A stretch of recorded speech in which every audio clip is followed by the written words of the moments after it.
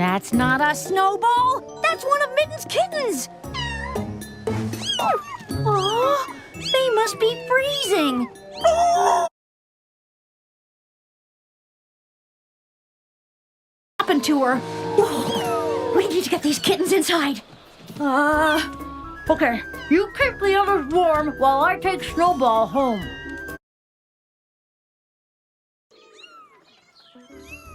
Well, I'll be. She was just worried about her kittens.